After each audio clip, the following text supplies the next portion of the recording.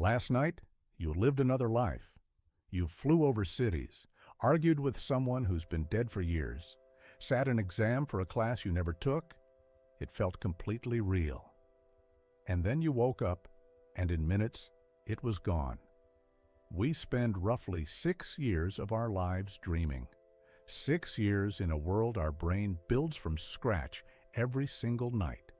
And the strangest part, after thousands of years of philosophy, after decades of neuroscience, we still have no idea why.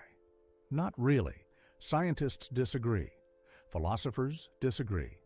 Even the definition of a dream is contested. Tonight, we're going to explore the science nobody agrees on and what the disagreements themselves reveal about the mystery of your sleeping mind. Before we can understand dreams, we need to understand sleep itself. Every night, your brain cycles through distinct stages: light sleep, deep sleep, and the strange phase discovered in 1953 that changed everything: REM, rapid eye movement sleep. During REM, your eyes dart beneath your eyelids, your breathing becomes irregular, and your body goes almost completely limp, paralyzed actually, so you can't act out what you're experiencing. And your brain? It's nearly as active as when you're awake. Brain scans light up, the visual cortex firing, the emotional limbic system running hot, the prefrontal cortex, the rational logical part, going strangely quiet. You're running a full sensory simulation with the logic engine switched off. That's a dream. Roughly 80% of your most vivid story-like dreams happen in REM. You cycle through it 4 to 6 times a night, and we still aren't sure what it's for. The most popular scientific theory today is that dreams are a side effect of memory consolidation. While you sleep, your hippocampus, your brain's filing system, replays the day's experiences and transfers them into long-term storage. Dreams, on this theory, are just the static you experience while that filing is happening. Evidence is compelling. Sleep-deprived people perform dramatically worse on memory tests. Studies show that people who sleep after learning a task retain it far better than those who don't. But here's where it gets complicated. If dreams are just memory filing, why are they so bizarre? Why are you flying to work on a whale? Why does your dead grandmother hand you a calculator in your childhood kitchen? Memory theorists say the weirdness is the point. The brain is testing new connections, linking unrelated memories to find hidden patterns. You're not just filing, you're doing creative problem solving in your sleep. Matthew Walker, the neuroscientist and author of Why We Sleep, argues there's something more important going on. He calls it overnight therapy. REM sleep, he says, is when your brain reprocesses emotional memories, but in a neurochemical environment stripped of the stress hormone norepinephrine. In plain terms, you relive difficult experiences, but without the anxiety that made them traumatic. You process them safely. Evidence: people with PTSD have disrupted REM sleep and are trapped replaying trauma without the emotional dampening that normally happens. Antidepressants that suppress REM sleep often worsen long-term emotional processing. This is why you can go to bed devastated and wake up able to cope. But other researchers push back. If emotional regulation explains dreams, why do we have anxiety dreams and nightmares? Why does a brain supposedly doing therapy repeatedly terrorize itself?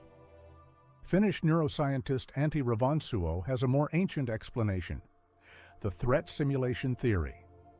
Dreams, especially nightmares, are a rehearsal system evolved over millions of years. Our ancestors who simulated threats in their sleep were better prepared to survive them when awake. This is why dream threats are so specific to our evolutionary past. We rarely dream about being run over by a car or attacked by a virus.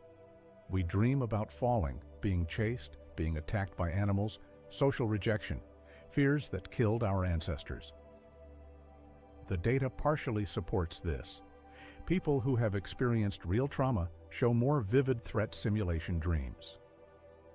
Children in genuinely dangerous environments have far more threatening dreams than children in safe ones. But critics ask, if it's rehearsal, why do we so often fail in our dreams? Why do we stand frozen while something chases us, unable to run? Back in 1977, two Harvard psychiatrists proposed something radical and controversial. Dreams mean nothing at all.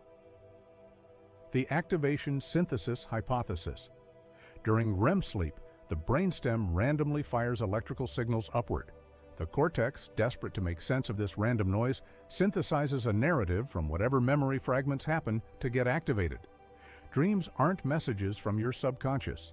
They're confabulation, your storytelling brain making a movie out of random static. This was deeply unpopular. It pulled the rug from under decades of Freudian dream interpretation, but it explained the chaos. Why dreams are often absurd, why they jump locations, why dead relatives hand you calculators. Today, most neuroscientists consider this too reductive, but the insight was important. Not every dream needs a meaning. Sometimes a whale is just a whale. Here is what is most likely true and most honest. Dreams probably do all of these things at different times for different people in different conditions. The brain is not a single machine with a single purpose. It is a collection of systems, and sleep is when those systems do their maintenance, their filing, their emotional processing, their threat rehearsal, all simultaneously. What we call a dream is the experiential residue of all that activity at once, filtered through the parts of the brain that construct narrative and self. The reason scientists disagree is not because they're wrong, it's because they're each looking at one face of a very complex object. Maybe the meaning we find in dreams is itself a function of the pattern-matching brain, always searching, always narrating, even when we sleep. So what do you do with this? First, take your sleep seriously. Whatever dreams are doing, REM sleep is clearly essential. Chronic sleep deprivation impairs memory, emotional regulation, and creativity in measurable, significant ways. Second, keep a dream journal, not because dreams are prophetic, but because writing them down forces your brain to consolidate the memory before it evaporates. People who keep dream journals report richer dream recall over time, and sometimes surprising creative insights. Third, if you have recurring nightmares, that's worth paying attention to.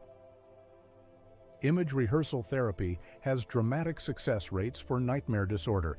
And finally, the next time you wake up disoriented from a dream that felt completely real, take a moment. You just experienced something billions of neurons constructed for you in the dark.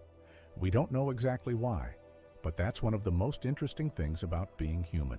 Subscribe if the inside of your own brain interests you, and we'll see you, probably in your dreams.